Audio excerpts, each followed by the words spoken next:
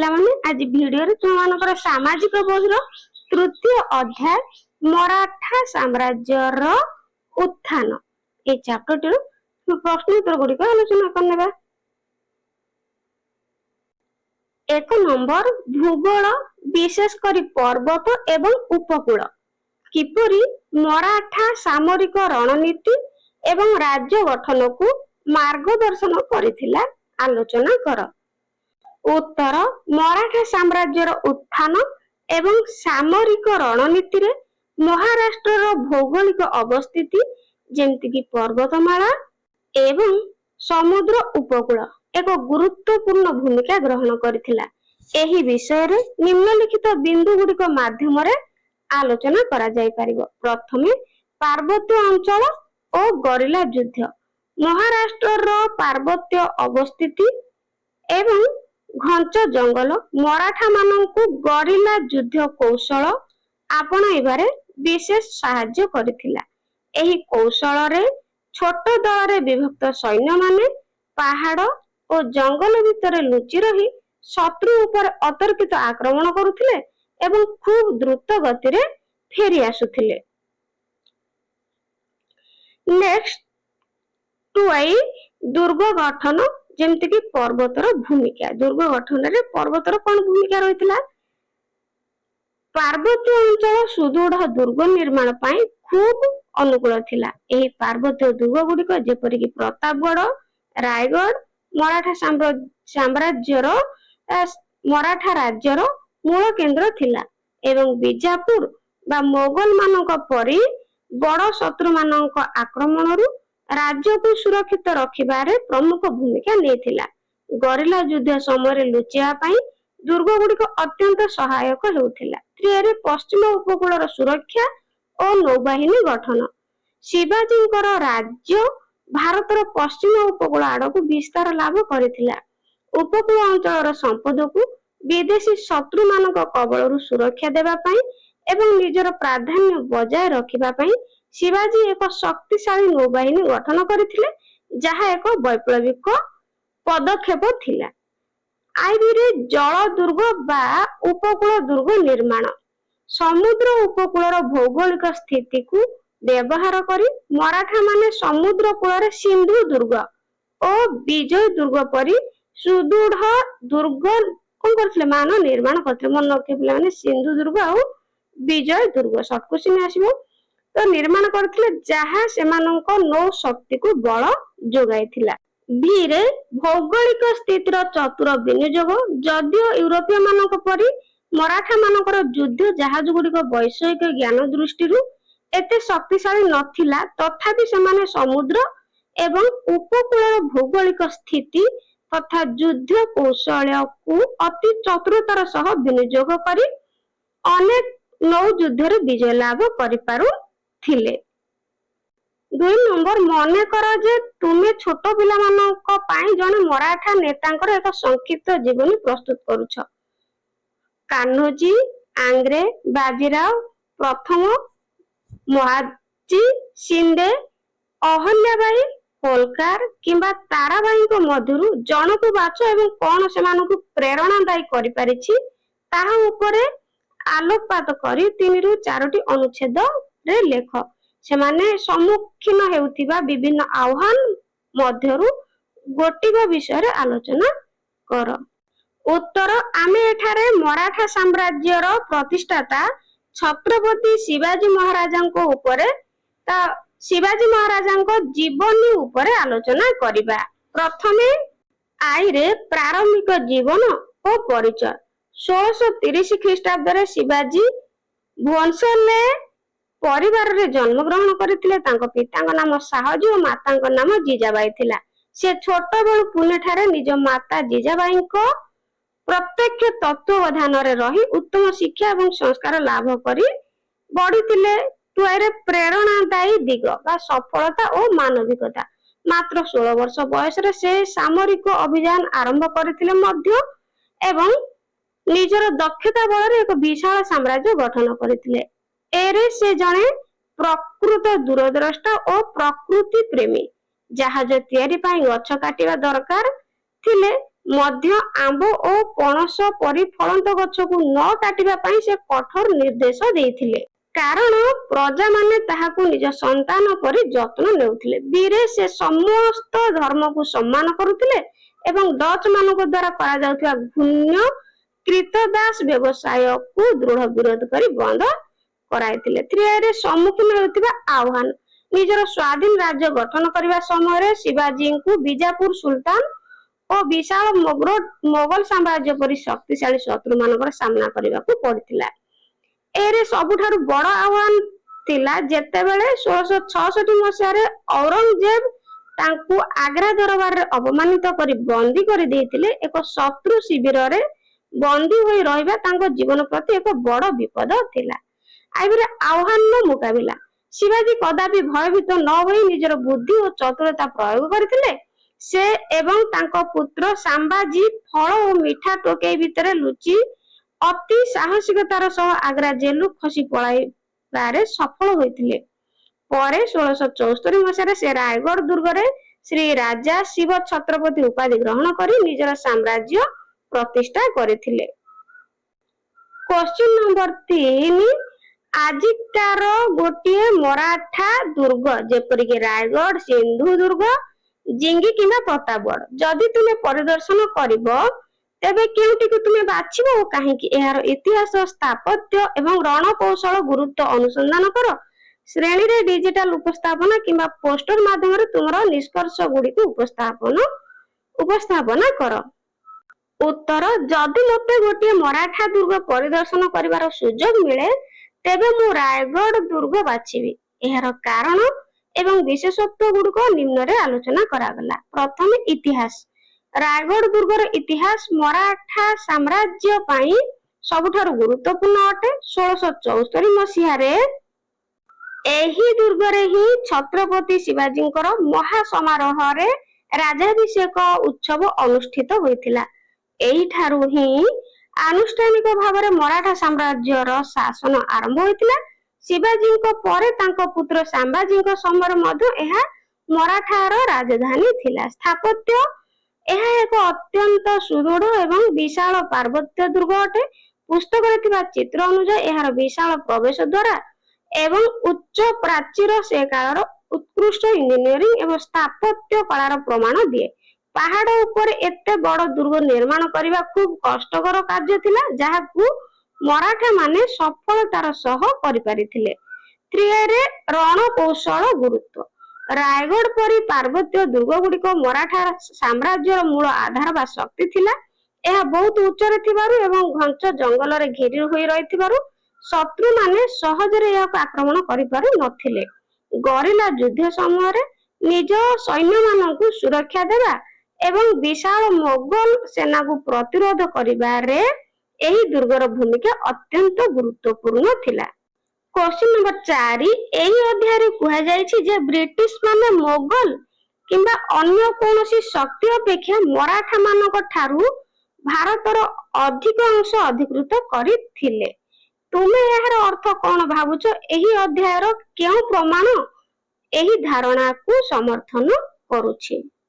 ଉତ୍ତର, ଏହି ବାକ୍ୟର ଅର୍ଥ ହେଉଛି ଯେ ଯେତେବେଳେ ଇଂରେଜମାନେ ଭାରତରେ ନିଜର ସାମ୍ରାଜ୍ୟ ବିସ୍ତାର କଲେ ସେତେବେଳେ ଭାରତର ଅଧିକାଂଶ ଅଞ୍ଚଳ ମୋଗଲମାନଙ୍କ ଅଧୀନରେ ନଥିଲା, ବରଂ ମରାଠା ମାନଙ୍କ ଶାସନାଧୀନ ଥିଲା। ତେଣୁ ଇଂରେଜ ମାନଙ୍କୁ ଭାରତ ଅଧିକାର କରିବା ପାଇଁ ମୁଖ୍ୟତଃ ମରାଠା ମାନଙ୍କ ସହ ଲଢି ସେମାନଙ୍କ ଠାରୁ ରାଜ୍ୟ ଛଡାଇବାକୁ ପଡିଥିଲା। ତ ଏହି ଧାରଣାକୁ ସମର୍ଥନ କରୁଥିବା ଅଧ୍ୟାୟର ପ୍ରମାଣ ଗୁଡିକ ହେଲା, ଆମେ ନିମ୍ନରେ ବର୍ଣ୍ଣନା କରିବା। ପ୍ରଥମେ, ବିଶାଳ ସାମ୍ରାଜ୍ୟର ପ୍ରତିଷ୍ଠା। ଅଷ୍ଟାଦଶ ଶତାବ୍ଦୀର ଶେଷ ଭାଗ ବେଳକୁ ଭାରତରେ ମୋଗଲ ମାନଙ୍କ ଶକ୍ତି ହ୍ରାସ ପାଇଥିଲା ଏବଂ ପେଶୱାମାନଙ୍କ ନେତୃତ୍ୱରେ ମରାଠାମାନେ ଲାହୋର, ଆଟକ ଏବଂ ପେଶୱାର, ଯାହାକି ବର୍ତ୍ତମାନର ପାକିସ୍ତାନ ପର୍ଯ୍ୟନ୍ତ ନିଜର ସାମ୍ରାଜ୍ୟ ବିସ୍ତାର କରି ଭାରତର ସର୍ବବୃହତ୍ ଶକ୍ତି ରୂପେ ଉଭା ହୋଇଥିଲେ। ପୃଷ୍ଠା 63ରେ ତୁମମାନଙ୍କ ବହିରେ ସେ ମାନଚିତ୍ରରେ ସ୍ପଷ୍ଟ ଭାବରେ ଅଛି। 2 ଦିଲ୍ଲୀ ଉପରେ ନିୟନ୍ତ୍ରଣ। 1771 ମସିହାରେ ମହାଦଜୀ ସିନ୍ଧେଙ୍କ ନେତୃତ୍ୱରେ ମରାଠା ମାନେ ପୁନର୍ବାର ଦିଲ୍ଲୀ ଅଧିକାର କରିଥିଲେ। ଇଂରେଜ ମାନେ 3 ଦଶନ୍ଧି ପରେ ଦିଲ୍ଲୀକୁ ଅଧିକାର କରିବା ପର୍ଯ୍ୟନ୍ତ ଏହା ମରାଠା ମାନଙ୍କ ନିୟନ୍ତ୍ରଣରେ ହିଁ ରହିଥିଲା। ତ୍ରିଆରେ ପ୍ରଧାନ ପ୍ରତିଦ୍ୱନ୍ଦ୍ୱୀ ଅଷ୍ଟାଦଶ ଶତାବ୍ଦୀ ଶେଷ ବେଳକୁ ଭାରତରେ ଇଂରେଜ ମାନଙ୍କର ପ୍ରଧାନ ପ୍ରତିଦ୍ୱନ୍ଦ୍ୱୀ ଭାବରେ କେବଳ ମରାଠା ମାନେ ହିଁ ଥିଲେ। ଏଥିପାଇଁ ଇଂରେଜ ମାନଙ୍କୁ ଦୀର୍ଘ ବର୍ଷ ଧରି 3ଟି ଇଂରେଜ ମରାଠା ଯୁଦ୍ଧ, ଯେମିତିକି 1775 ରୁ 1818 ପର୍ଯ୍ୟନ୍ତ ଯୁଦ୍ଧ କରିବାକୁ ପଡିଥିଲା, ମରାଠା ଯୁଦ୍ଧ। ନେକ୍ସଟ ଆଇଭିରେ ମରାଠା ଐତିହ୍ୟ ସାରାଂଶ ପାଠ୍ୟପୁସ୍ତକର ଶେଷ ଭାଗରେ ସ୍ପଷ୍ଟ ଭାବରେ ଉଲ୍ଲେଖ କରାଯାଇଛି ଯେ ଇଂରେଜ ମାନେ ଭାରତ ଅଧିକାର କରିବା ପୂର୍ବରୁ ମରାଠା ମାନେ ହିଁ ମୋଗଲ ପ୍ରାଧାନ୍ୟକୁ ପ୍ରତିହତ କରି ଏକ ସର୍ବବୃହତ ଭାରତୀୟ ସାମ୍ରାଜ୍ୟ ପ୍ରତିଷ୍ଠା କରିଥିଲେ। ପ୍ରଶ୍ନ 5, ଶିବାଜୀ ଏବଂ ପରବର୍ତ୍ତୀ ମରାଠା ମାନେ ଧାର୍ମିକ ସ୍ଥାନ ଓ ବିଭିନ୍ନ ଧର୍ମର ଲୋକଙ୍କ ସହିତ କିପରି ବ୍ୟବହାର କରୁଥିଲେ ତୁଳନା କର। ଏହି ଅଧ୍ୟାୟରୁ କେଉଁ ପ୍ରମାଣ ଧାର୍ମିକ ବିବିଧତା ପ୍ରତି ସେମାନଙ୍କର ଆଭିମୁଖ୍ୟକୁ ଦର୍ଶାଉଛି? ଉତ୍ତର, ମରାଠା ମାନେ ଧାର୍ମିକ କ୍ଷେତ୍ରରେ ଅତ୍ୟନ୍ତ ଉଦାର ଏବଂ ସହିଷ୍ଣୁ ଥିଲେ। ଅଧ୍ୟାୟରେ ଥିବା ନିମ୍ନଲିଖିତ ପ୍ରମାଣ ଗୁଡିକ ସେମାନଙ୍କର ଧାର୍ମିକ ସ୍ଥାନ ଓ ବିଭିନ୍ନ ଧର୍ମ ପ୍ରତି ଥିବା ଆଭିମୁଖ୍ୟକୁ ସ୍ପଷ୍ଟ କରେ। ପ୍ରଥମେ, ବିନା ଭେଦଭାବରେ ଶାସନ। ଶିବାଜୀ ନିଜେ ଜଣେ ନିଷ୍ଠାପର ହିନ୍ଦୁ ଧର୍ମାବଲମ୍ବୀ ଥିଲେ ମଧ୍ୟ ସମସ୍ତ ଧର୍ମକୁ ସମ୍ମାନ ପ୍ରଦର୍ଶନ କରୁଥିଲେ। ମରାଠା ମାନେ ନିଜ ଶାସନ କାଳରେ ବିନା କୌଣସି ଧାର୍ମିକ ଭେଦଭାବରେ ଏକ ଦକ୍ଷ ପ୍ରଶାସକ ସ୍ଥାପନ କରିଥିଲେ। ଦୁଇରେ, ଧାର୍ମିକ ସ୍ଥାନର ସୁରକ୍ଷା। ଯୁଦ୍ଧ କିମ୍ବା ଆକ୍ରମଣ ସମୟରେ ମଧ୍ୟ ଶିବାଜୀ ଧାର୍ମିକ ସ୍ଥାନ ଗୁଡିକର ସୁରକ୍ଷା ପ୍ରତି ବିଶେଷ ଧ୍ୟାନ ଦେଉଥିଲେ। ଉଦାହରଣ ସ୍ୱରୂପ, ବିଶାଳ ମୋଗଲ ସାମ୍ରାଜ୍ୟର ଧନଶାଳୀ ସହର ସୁରତ, ଯାହାକି ବର୍ତ୍ତମାନ ଗୁଜରାଟକୁ ଅଧିକାର କରି ଅମାପ ସମ୍ପତ୍ତି ଲାଭ କରିବା ସମୟରେ ସେ କୌଣସି ଗୋଟିଏ ବି ଧାର୍ମିକ ସ୍ଥାନକୁ କ୍ଷତି ପହଞ୍ଚାଇ ନଥିଲେ। ତ୍ରିଆରେ, ଭଗ୍ନ ମନ୍ଦିରର ପୁନଃ ନିର୍ମାଣ। ଶିବାଜୀ ଏବଂ ତାଙ୍କ ପରବର୍ତ୍ତୀ ମରାଠା ଶାସକ ମାନେ ଭାରତୀୟ ସଂସ୍କୃତିର ପୁନରୁତ୍ଥାନ କରିବାକୁ ଯାଇ ଅନେକ ଭଗ୍ନ ବା ଧ୍ୱଂସପ୍ରାପ୍ତ ମନ୍ଦିରର ପୁନଃ ନିର୍ମାଣ କରାଇଥିଲେ। ଆଇଭିରେ ଅହଲ୍ୟାବାଇ ହୋଲକାରଙ୍କ ଅବଦାନ। ପରବର୍ତ୍ତୀ ସମୟରେ ମରାଠା ରାଣୀ ଅହଲ୍ୟାବାଇ, ତ ମନେ ରଖିବ ମରାଠାର ରାଣୀ ହେଉଛନ୍ତି ଅହଲ୍ୟାବାଇ ହୋଲକାର, ଧର୍ମ କ୍ଷେତ୍ରରେ ବିଶେଷ ଅବଦାନ ରଖିଥିଲେ। ସେ କେଦାରନାଥ ଠାରୁ ଆରମ୍ଭ କରି ଦକ୍ଷିଣରେ ରାମେଶ୍ୱରମ ପର୍ଯ୍ୟନ୍ତ ଅନେକ ମନ୍ଦିର ନିର୍ମାଣ କରିଥିଲେ। ଧ୍ୱଂସପ୍ରାପ୍ତ ହୋଇଯାଇଥିବା କାଶୀ ବିଶ୍ୱନାଥ ମନ୍ଦିର ଓ ସୋମନାଥ ମନ୍ଦିରର ପୁନଃ ନିର୍ମାଣ ତାଙ୍କର ଏକ ଉଲ୍ଲେଖନୀୟ କୀର୍ତ୍ତି ଅଟେ। ବିରେ, ପୁରୀ ଜଗନ୍ନାଥ ମନ୍ଦିରର ପୁନରୁଦ୍ଧାର। ମୋଗଲ ଶାସନ ସମୟରେ ଓଡ଼ିଶାର ପୁରୀ ଶ୍ରୀ ଜଗନ୍ନାଥ ମନ୍ଦିରର ପୂଜାବିଧି ଅନେକ ମାତ୍ରାରେ ବାଧାପ୍ରାପ୍ତ ହୋଇଥିଲା, କିନ୍ତୁ ନାଗପୁରର ମରାଠା ଭୋଂସଲେ ଶାସକ ମାନେ ଏହାକୁ ସଫଳତାର ସହ ପୁନର୍ଜୀବିତ କରିଥିଲେ। ଏହି ସବୁ ପ୍ରମାଣରୁ ସ୍ପଷ୍ଟ ଜଣାପଡେ ଯେ ମରାଠା ଶାସକ ମାନେ କେବଳ ନିଜର ଧର୍ମର ସଂରକ୍ଷଣ କରିନଥିଲେ, ବରଂ ଅନ୍ୟ ଧର୍ମର ଲୋକ ଓ ସ୍ଥାନ ଗୁଡିକୁ ମଧ୍ୟ ସମ୍ମାନ ଏବଂ ସୁରକ୍ଷା ପ୍ରଦାନ କରୁଥିଲେ। 6 ନମ୍ବର, ଏହି ଅଧ୍ୟାୟରେ ଆଲୋଚନା କରାଯାଇଛି ଯେ ଦୁର୍ଗ ଗୁଡିକ କିପରି ମରାଠା ମାନଙ୍କ ପାଇଁ ରାଜ୍ୟର ମୂଳ ଥିଲା। ତ ଦୁର୍ଗ ଗୁଡିକ ମରାଠା ମାନଙ୍କ ପାଇଁ ରାଜ୍ୟର ମୂଳ ଥିଲା। ସେଗୁଡିକ କାହିଁକି ଏତେ ଗୁରୁତ୍ୱପୂର୍ଣ୍ଣ ଥିଲା? ସେଇ ଦୁର୍ଗ ଗୁଡିକ କିପରି ମରାଠା ମାନଙ୍କୁ ବଡ ବଡ ଶତ୍ରୁ ମାନଙ୍କ କବଳରୁ ରକ୍ଷା କରିବାରେ ସାହାଯ୍ୟ କରିଥିଲା? ଉତ୍ତର, ମରାଠା ସାମ୍ରାଜ୍ୟର ସୁରକ୍ଷା ଏବଂ ବିସ୍ତାରରେ ଦୁର୍ଗ ବା ଫୋର୍ଟ ଗୁଡିକର ଭୂମିକା ସବୁଠାରୁ ଅଧିକ ଥିଲା। ନିମ୍ନଲିଖିତ ବିନ୍ଦୁ ଗୁଡିକରୁ ଏହାର ଗୁରୁତ୍ୱ ସ୍ପଷ୍ଟ ହୁଏ। ପ୍ରଥମେ, ରାଜ୍ୟର ମୂଳ ଆଧାର।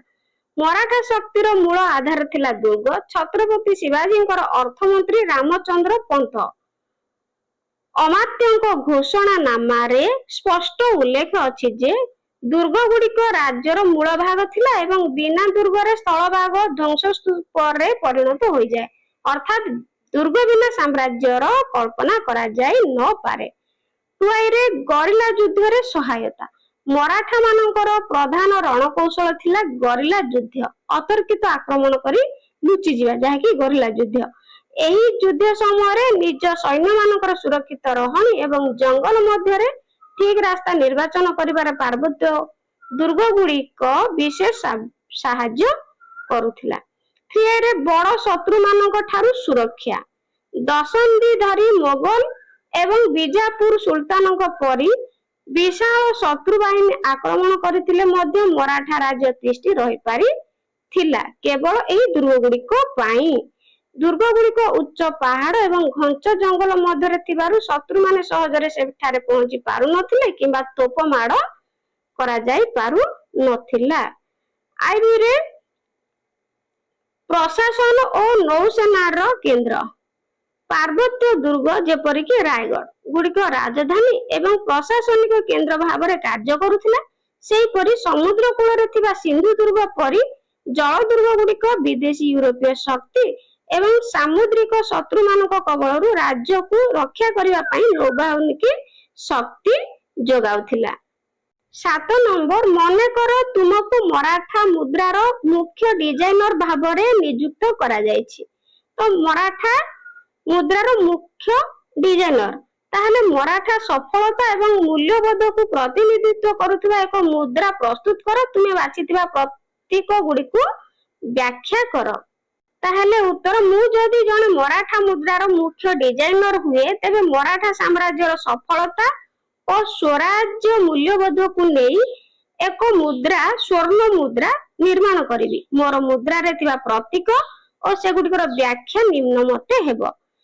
ପ୍ରଥମେ ଲିପିର ବ୍ୟବହାର। ମୁଁ ଶିବାଜୀଙ୍କ ପରି ମୋର ମୁଦ୍ରାରେ ଦେବନାଗରୀ ଲିପିର ବ୍ୟବହାର କରିବି, ଯାହା ମରାଠା ମାନଙ୍କର ନିଜସ୍ୱ ସାଂସ୍କୃତିକ ପରିଚୟ ଏବଂ ଭାଷା ପ୍ରତି ଥିବା ସମ୍ମାନକୁ ପ୍ରତିନିଧିତ୍ୱ କରିବ। ନେକ୍ସଟ 2 ରେ ପ୍ରତୀକ 1 ରେ ଗଣପତିଙ୍କ ଚିତ୍ର। ତ ମୁଦ୍ରାର ଅଗ୍ରଭାଗରେ ପ୍ରଭୁ ଗଣେଶଙ୍କର, ଯାହାକି ଗଣପତି, ତ ଏକ ଚିତ୍ର ରଖିବି। ପଟବର୍ଦ୍ଧନଙ୍କ ଦ୍ୱାରା ପ୍ରଣୀତ ଗଣପତି ପନ୍ତ ପ୍ରଧାନ ରୂପୀ ପରି ଏହା ଶୁଭ ଆରମ୍ଭ, ମଙ୍ଗଳାଚରଣ ଏବଂ ଶାସକଙ୍କର ଧାର୍ମିକ ଅବସ୍ଥାକୁ ସୂଚାଇବ। ନେକ୍ସଟ 3 ରେ ପ୍ରତୀକ 2 ରେ ରଖିବି କଣ, ଏକ ପାର୍ବତ୍ୟ ଦୁର୍ଗ। ମୁଦ୍ରାର ପଛ ପାର୍ଶ୍ୱରେ ଏକ ବିଶାଳ ଦୁର୍ଗ ଯେପରିକି ରାୟଗଡ଼ ଦୁର୍ଗର ଚିତ୍ର ଖୋଦିତ କରିବି, କାରଣ ଅଧ୍ୟାୟରେ କୁହାଯାଇଛି ଯେ ଦୁର୍ଗ ଥିଲା ମରାଠା ଶକ୍ତି ଓ ରାଜ୍ୟର ମୂଳ ଆଧାର। ଏହା ସେମାନଙ୍କର ସୁରକ୍ଷା ଓ ଅଭେଦ୍ୟ ଶକ୍ତିକୁ ଦର୍ଶାଇବ। ନେକ୍ସଟ ଆଇଭିରେ ପ୍ରତୀକ 3 ରେ ଯୁଦ୍ଧ ତରି ବା ଜାହାଜ। ଦୁର୍ଗର ତଳ ଭାଗରେ ଏକ ଜାହାଜ ବା ଯୁଦ୍ଧ ତରିର ଚିତ୍ର ଦେବି। ଏହା ମରାଠା ମାନଙ୍କର ଶକ୍ତିଶାଳୀ ନୌବାହିନୀ, ସମୁଦ୍ର ଉପରେ ସେମାନଙ୍କର ପ୍ରାଧାନ୍ୟତା ଏବଂ ସାମୁଦ୍ରିକ ବାଣିଜ୍ୟରେ ସଫଳତାକୁ ସୂଚେଇବ। 5 ରେ ସ୍ୱରାଜ୍ୟର ବାର୍ତ୍ତା। ତାହେଲେ ମୁଦ୍ରାର ଚାରି ପାଖରେ ଏକ ଗୋଲାକାର ଢାଞ୍ଚାରେ ଛତ୍ରପତିଙ୍କର ସ୍ୱରାଜ, ଯାହାକି ଜନମଙ୍ଗଳକାରୀ ଶାସନ ଶବ୍ଦଟି ଲେଖିବି, ଯାହା ପ୍ରଜାମାନଙ୍କର କଲ୍ୟାଣ ପ୍ରତି ରାଜାଙ୍କର ପ୍ରତିବଦ୍ଧତା ଏବଂ ଦେଶ ପ୍ରେମକୁ ପ୍ରମାଣିତ କରିବ। 8 ନମ୍ବର ପ୍ରଶ୍ନ ରହିଛି, ମରାଠା ଯୁଗର ଏକ ପରିଚୟ ପରେ ତୁମେ କଣ ଭାବୁଛ ଯେ ଭାରତୀୟ ଇତିହାସରେ ସେମାନଙ୍କର ସବୁଠାରୁ ଗୁରୁତ୍ୱପୂର୍ଣ୍ଣ ଅବଦାନ କଣ ଥିଲା? ଅଧ୍ୟାୟରୁ ଉଦାହରଣ ସହିତ ତୁମର ମତାମତକୁ ସମର୍ଥନ କରି ଏକ ଅନୁଚ୍ଛେଦ ଲେଖ।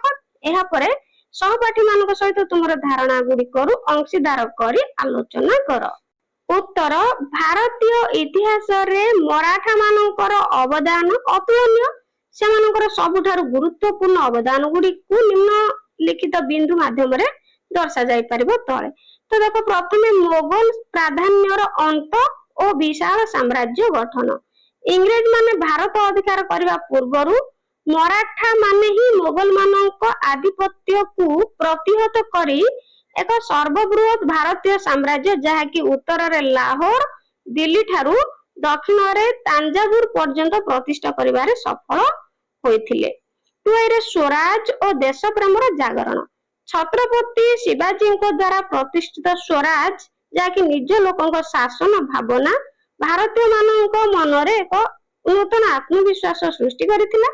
ଏହି ଦୃଢ ଦେଶ ପ୍ରେମ ଭାବନା ପରବର୍ତ୍ତୀ ସମୟରେ ଭାରତୀୟ ମାନଙ୍କୁ ନିଜେ ନିଜକୁ ଶାସନ କରିବାର ସାହସ ଦେଇଥିଲା ଏବଂ ସ୍ୱାଧୀନତା ଆନ୍ଦୋଳନ ପାଇଁ ପ୍ରେରଣା ଯୋଗାଇଥିଲା। 3 ରେ ସ୍ୱଦେଶୀ ନୌବାହିନୀର ଗଠନ।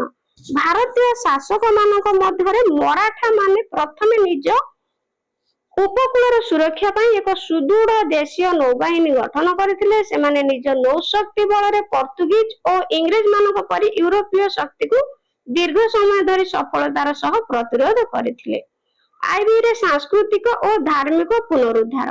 ମରାଠା ଶାସକ ମାନେ କେବଳ ରାଜ୍ୟ ଜୟ କରିନଥିଲେ ବରଂ ଭାରତର ସାଂସ୍କୃତିକ ପୁନରୁତ୍ଥାନରେ ବଡ ଭୂମିକା ନେଇଥିଲେ। ବିନା ଧାର୍ମିକ ଭେଦଭାବରେ ଶାସନ କରିବା, କାଶୀ ବିଶ୍ୱନାଥ, ସୋମନାଥ ଏବଂ ପୁରୀର ଶ୍ରୀ ଜଗନ୍ନାଥ ମନ୍ଦିରର ପୂଜା ବିଧି ପୁନରୁଦ୍ଧାର କରିବା ସେମାନଙ୍କର ଶ୍ରେଷ୍ଠ ଅବଦାନ। ଦୁଇରେ ସୁଦୃଢ ପ୍ରଶାସନିକ ବ୍ୟବସ୍ଥା।